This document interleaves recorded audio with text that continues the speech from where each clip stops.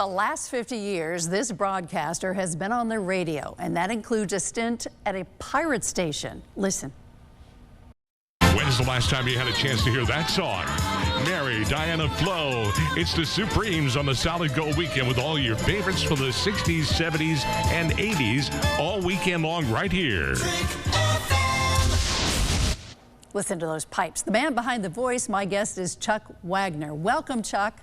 Hi, Ann. Nice to see you. How you doing? Very good. For folks that don't know, you spent decades here at News 8 in Master Control and as an engineer, and you have just left us. Do you miss us already? I do. Every day I do. I think about it, and then the pups take me elsewhere. So. Yes, you have some dogs that are beauties. All right. Is there going to be more radio now for you since you're gone from Channel 8? Absolutely. It's going to be mostly radio. I'm still there once in a while.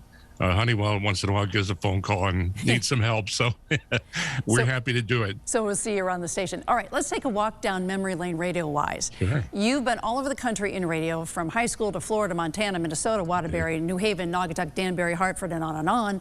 We have a newspaper clip of you as a very young guy from your pirate radio station, WKOB. This was in a basement. Tell me about that. It was. You know what? It was in high school. Developed an interest in radio. And lo and behold, my friends and I got together and we started to play records on CB. That didn't go very well with the CBers. So they directed us to this little cigarette-sized transmitter. And we hooked it up to a wire and we figured out how to play records on the air. Next thing you know, we had one of the biggest pirate radio stations in the country. It was known from, all the way from coast to coast, and even hit the Connecticut Hall of Fame, Radio Hall of Fame Pirates section a few years back. So it was quite the ride, and it was an in for a lot of us into the business because it was really tough back then. Sure. Get into broadcasting. All right, from really there, tough. From there, did you go to WAVZ? Actually, my first job professionally was in Homestead, Florida, a station called WQDI, country station of all things. I hated country, but it was my end. It was the end. That's what I was looking for. So I got it, and then I moved around to Montana and Minnesota. It was a great romp around the country, working for some great talent, because AM radio was like the internet of the 60s and 70s. Sure. It was. What jazzes you about being there at the mic? Always liked it. It wasn't in front of the camera, which I've never been fond of, as you know. Well, so how did you develop your voice? Did you horse around with it when you were a younger guy to find it? I did.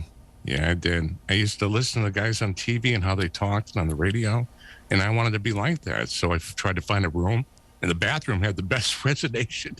So, reading commercials and then practicing there, because it just had a sound that you couldn't get. This is pretty good here, though.